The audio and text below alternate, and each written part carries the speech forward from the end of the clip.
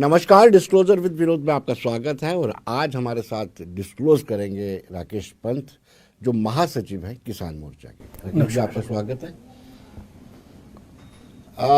2023 को अगर जम्मू कश्मीर की राजनीति की पृष्ठभूमि के लिहाज से देखा जाए, मुझे लगता है कि इसमें बड़ा महत्वपूर्ण ये वर्ष रहा है। आप कैसे देखते हैं जब सुप्रीम कोर्ट ने ही उस आदेश पर उस पर मुहर लगा दी जो 5 अगस्त 2019 को फैसला लिया गया, संवैधानिक बदलाव किया गया था?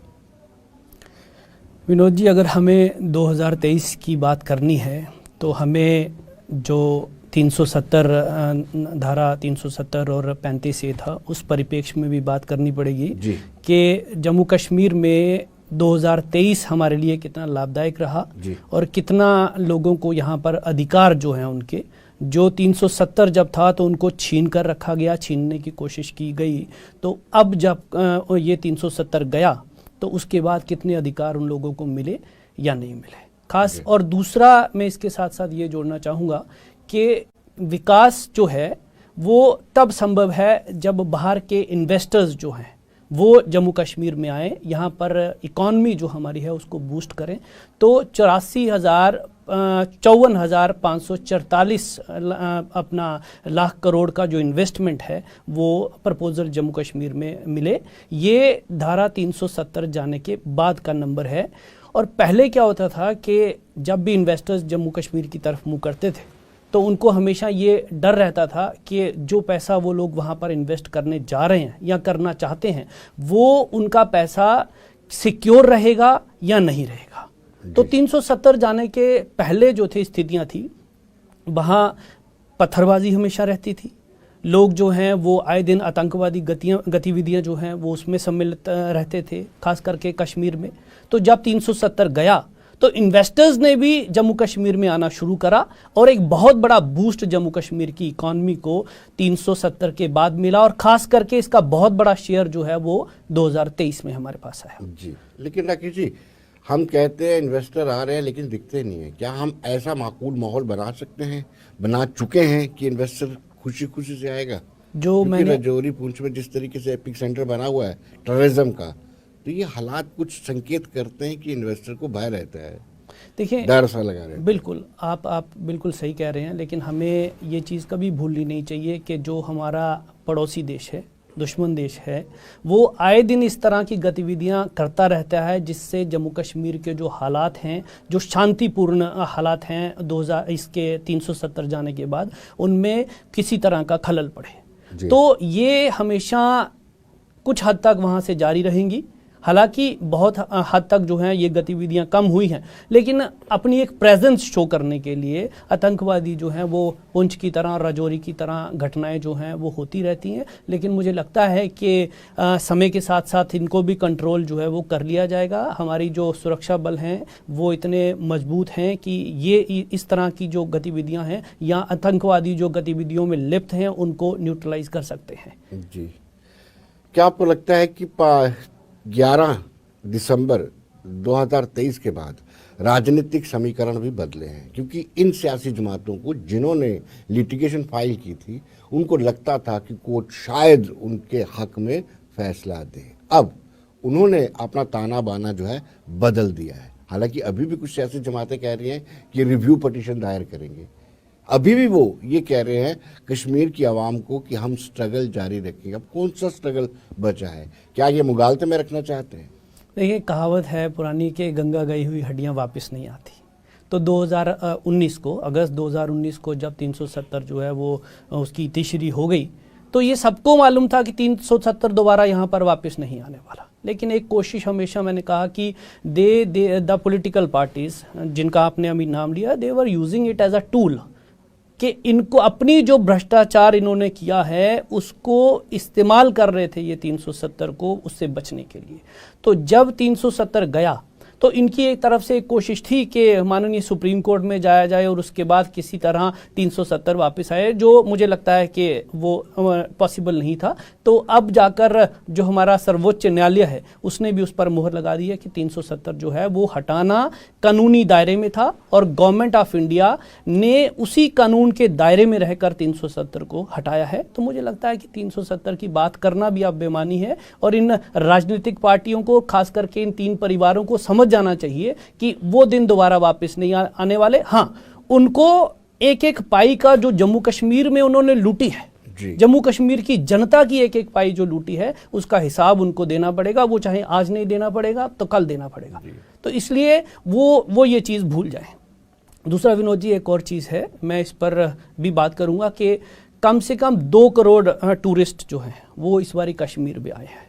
95,000 लाख टूरिस्ट जो हैं वो वैष्णो देवी में आए हैं। तो रिलीजियस टूरिज्म, और आप देखें कि जो इस तरह जो हमारे टूरिस्ट जो हैं वो आते हैं, तो ये 2 करोड़ टूरिस्ट कश्मीर में जाना, तो उसके वो जो वहाँ युवा थे जो पत्थरबाजी में लिप्त थे, होटल्स खाली रहते थे, कोई काम वहाँ पर नहीं था, तो 370 जाने के बाद ये नंबर जो है वो वहाँ टूरिस्ट का है। उनको भी एक बाहर जो के लोग जो यहाँ पर आते हैं उनको भी एक सेंस ऑफ सिक्योरिटी उनमें गई है।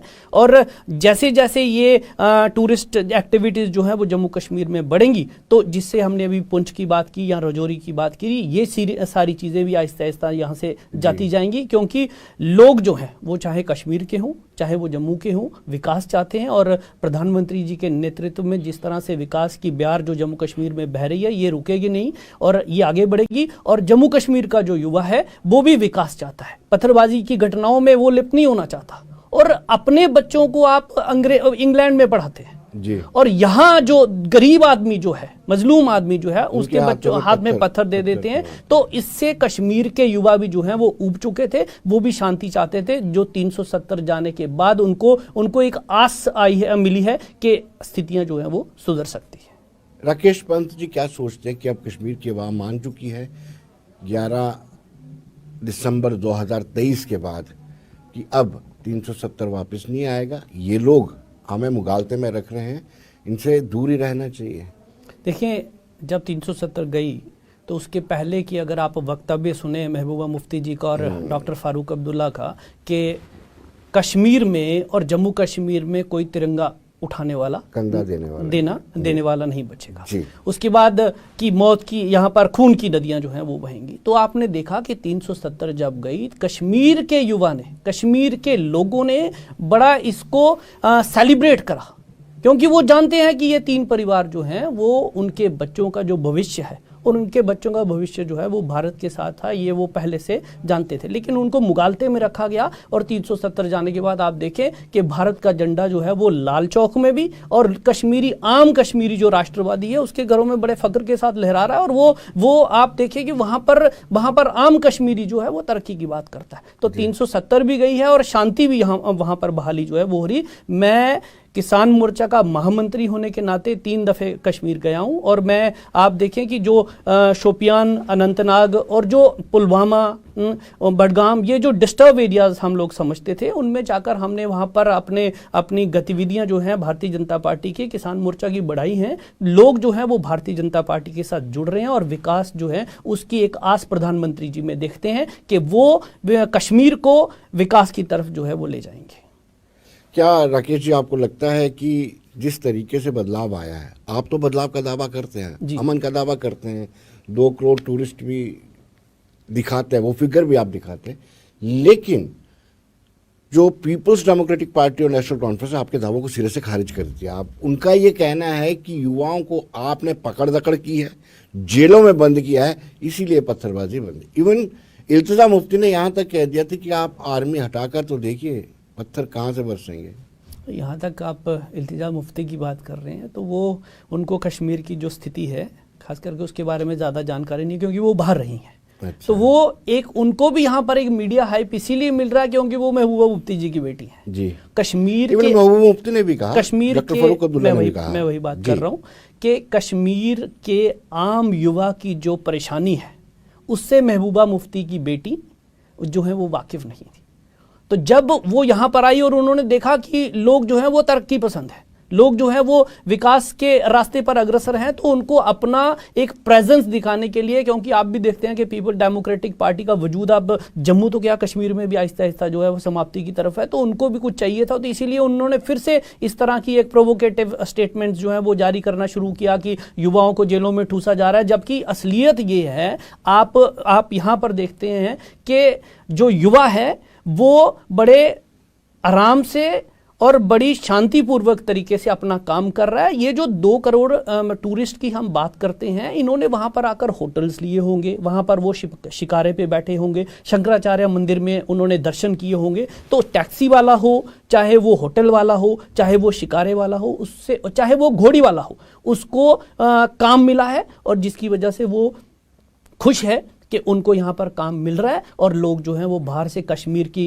जो खूबसूरती है उसको देखने के लिए आ रहे हैं। तो महबूबा मुफ्ती की स्टेटमेंट और उनकी बेटी की स्टेटमेंट मुझे लगता है कि ये इट इज़ एन इररिलेवेंट, क्योंकि उनको खुद मालूम नहीं है कि वो वहाँ कहाँ खड़ी हैं। 2014 के बाद से आप विधानसभा के चुनाव नहीं करवा पाए हैं। एक तरफ कहते हैं माहौल माकूल है और दूसरी ओर चुनाव नहीं हो पाए। बहुत बड़ा अंतराल है, 9 साल हो चुके हैं। जी जी, देखिए अगर हम थोड़ा सा पीछे चले जाएं, 1999 की बात करें, जब मिलिटेंट एक्टिविटीज़, मिलिटेंसी जो है वो पीक पर थी, तो फारूक अब्दुल्ला साहब जो हैं उन्होंने बहुत एक लंबा वक्त जो है वो इधर से बाहर गुजारा और चुनाव यहाँ पर नहीं हुए। ये मैं तब की बात कर रहा हूँ जब ये पॉलिटिकल पार्टीज जो हैं they are at the helm of affairs. यहाँ तक आज की बात है, हम ये समझते हैं कि भारतीय जनता पार्टी जो है वो चुनाव के लिए हमेशा तैयार रहती है और हम भी चाहते हैं कि चुनाव हो, लेकिन आपको ये देखना पड़ेगा कि जो चुनाव करवाना वो इलेक्शन कमीशन का काम है, it is an autonomous body, और उसके बाद जो स्टेट की पंचायतों की और वो द स्टेट इलेक्शन कमीशन का काम है। जब वो कोई तारीखें तय करेंगे, जब वो कोई डेट्स अनाउंस होंगी, तो भारतीय जनता पार्टी जो है वो सबसे पहले जो चुनावी गतिविधियों में तैयार रहती है, क्योंकि हम हर एक चुनाव को बड़ी सीरियसली लेते हैं। हमारे लिए चाहे पंचायत का चुनाव हो, चाहे वो लोकसभा का चुनाव हो, चाहे वो असेंबली का चुनाव हो, बड़ा सीरियसली हम लोग लेते हैं, बहुत हमारे लिए बहुत इंपॉर्टेंट रहता है। तो इसलिए हम भी तैयार हैं कि चुनाव कब हो और यहाँ पर एक इलेक्टेड गवर्नमेंट जो है वो लोगों को मिले, लेकिन ये इलेक्शन कमीशन का काम है, ये भारतीय जनता पार्टी का काम नहीं है। दूसरे रूप में देखा जाए तो यह साल 2023 जो है एक ऐसा साल है जिसमें एक सत्र में करीब 150 सांसदों को निकासित किया गया। ये कहाँ की डेमोक्रेसी है? देखिए, इसके साथ साथ आप ये भी देखेंगे कि इसी साल में जम्मू कश्मीर के संदर्भ में आप बहुत बड़े जो कानून जो हैं वो वहाँ पर पास हुए 2023 में, पिछले जो संसद सत्र था उसमें भी पास हुए, और जिसमें हमारी महिलाओं को खास करके मातृशक्ति को जो है वो उनके अधिकार मिले। पहले क्या था कि यहाँ पर उनका डोमिसाइल जो है वो अगर वो बाहर शादी करती थी तो वो हो जाता था। चलिए वो 29 की बात है, लेकिन यहाँ तक आप स्टेट सब्जेक्ट की बात है, तो उनके अधिकार खत्म हो जाते थे। जैसे ही वो वहाँ शादी करती थी, बाहर आउट ऑफ स्टेट तो खत्म हो जाता था। कम से कम अब ये उम्मीद है कि उनके अधिकार खत्म नहीं होंगे और वो बिल्कुल जम्मू कश्मीर के नागरिक की तरह, भारत के नागरिक की तरह सभी अधिकारों से यहाँ पर महरूम नहीं रहेंगी। एक बात तो ये। दूसरा, इसी 2023 में हमारे ओबीसीज के लिए अगर आप देखेंगे तो वहाँ पर कानून जो है वो हुआ है, और इसमें पंचायत राज एक्ट जो 1989 है उसको भी चेंज किया गया है, और government of Jammu and Kashmir ने एक बूथ स्तर पर, पंचायत स्तर पर और यहाँ छोटे स्तर पर जो चुनाव होते हैं उनमें भी ओबीसीज के लिए रिजर्वेशन लागू करी। जो बाहर से लोग यहाँ पर आए, जिन्होंने डोगरास के साथ कंधे से कंधा मिलाकर यहाँ लड़ाई लड़ी, वो भी अधिकारों से महरूम रहे। हम गोरखास की मैं बात कर रहा हूँ, तो उनको भी यहाँ पर अधिकार मिले। तो ये सारी तब्दीली जो है ये 370 जाने के बाद हुई। उस लोकतंत्र की बात कर रहा हूँ जो लोकसभा और राज्यसभा में इस बार हमने देखा, अभूतपूर्व।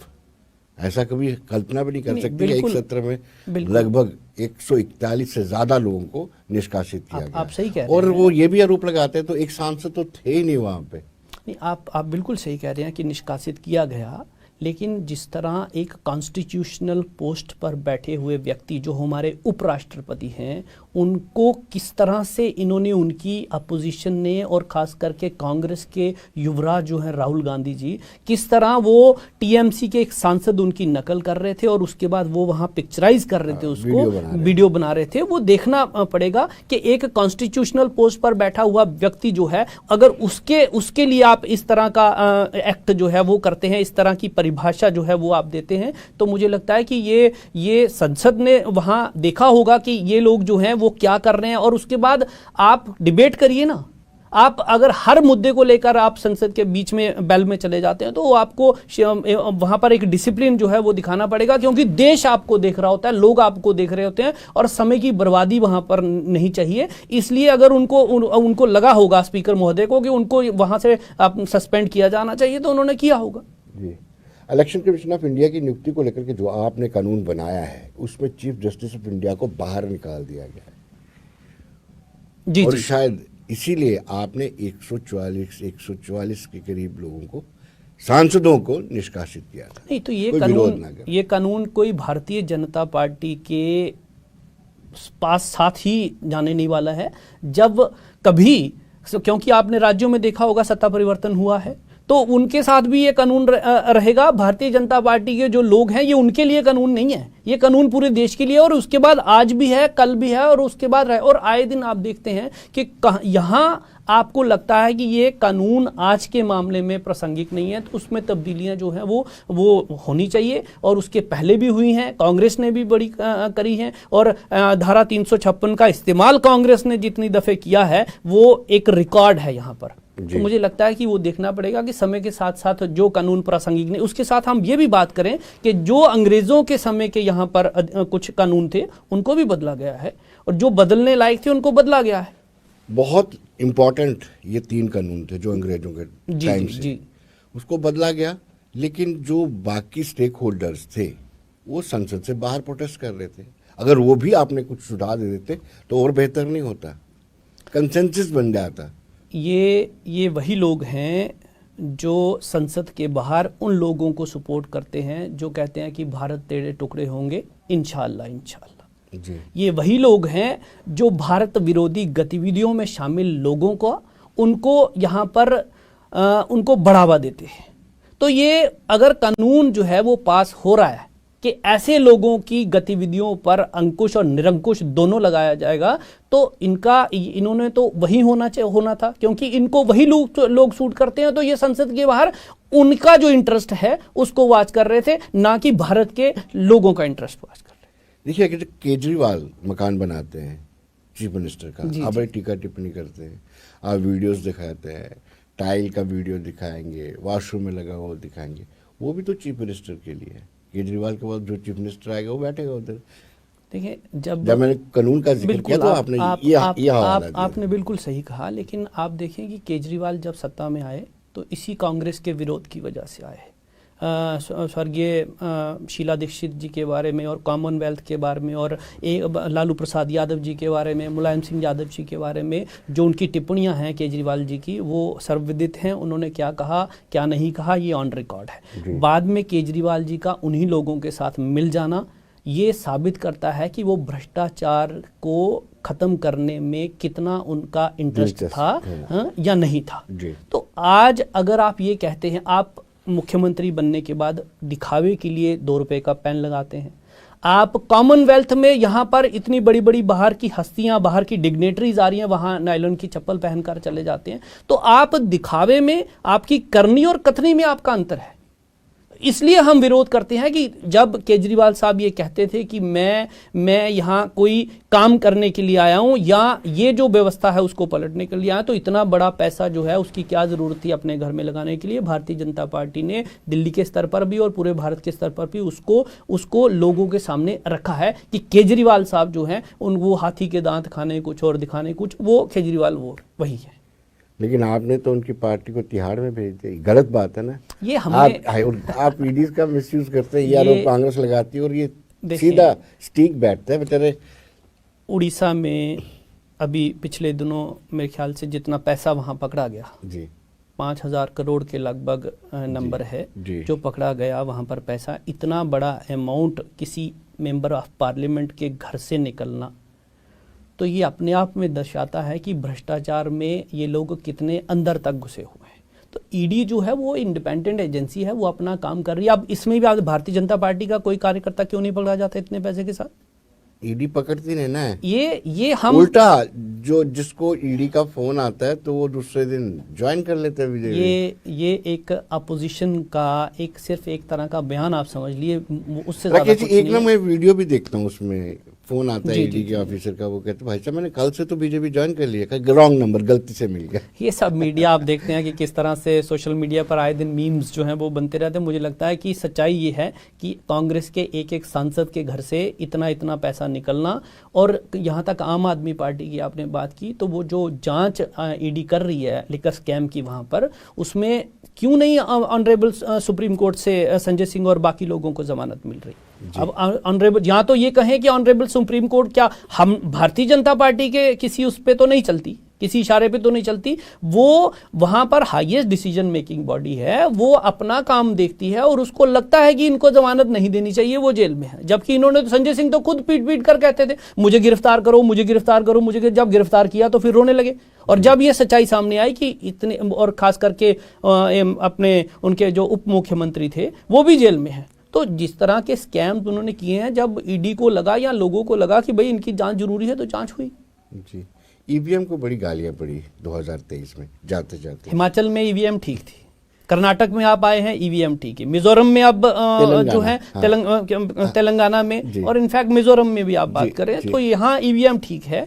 तो यहाँ पे जनता जो है वो कांग्रेस को सत्ता से बाहर का रास्ता दिखाती है, वहाँ ईवीएम गलत हो जाती है। यहाँ कांग्रेस सत्ता में आती है, वहाँ पर ईवीएम ठीक हो जाती है। ये दो तरह का जो एटीट्यूड है या कॉन्सेप्ट है वो नहीं होना चाहिए। हमें लोगों का जो एक मैंडेट जो लोग देते हैं, जनता जो है वो देती है, उसको बड़ी रिस्पेक्ट के साथ जो है उसको हम कबूल करना चाहिए। और ये एक लोकतांत्रिक प्रतिक्रिया है जिसमें आज शायद कोई और है, कल कोई और होगा, तो इसलिए ईवीएम पर। और दूसरा, पहले हम लोग बैलेट पेपर इस्तेमाल करते थे, उसके बाद आप देखें कि उसके बाद ईवीएम आ गई, कल हो सकता है कोई और चीज़ आई। ये उसी तरह से है कि जैसे हम एक मोबाइल पहले 1100 इस्तेमाल करते थे, फिर 6600 आ गया, फिर उसके बाद आजकल आईफोन चल रहा है। तो आपको तरक्की पसंद होना पड़ेगा अगर आपको भारत को विकास के रास्ते पर ले जाना चाहिए। तो ईवीएम को गाली देने से नहीं होगा, आप जाके जनता के बीच में काम करिए। और पिछली अगर आप नजर दौड़ाएं तो कोविड से लेकर कौन सी पार्टी जो है वो कोविड में काम करती है आपको नजर आई? भारतीय जनता पार्टी। कहां थे ये कांग्रेसी कार्यकर्ता?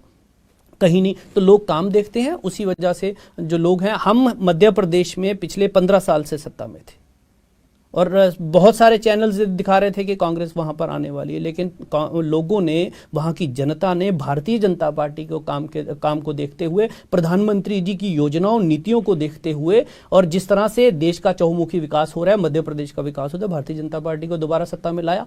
तो इसमें ईवीएम कहां से? मध्य प्रदेश में पिछली बार आप हार चुके थे। देखें, मध्य प्रदेश में हार चुके थे, हम सत्ता से बाहर नहीं थे।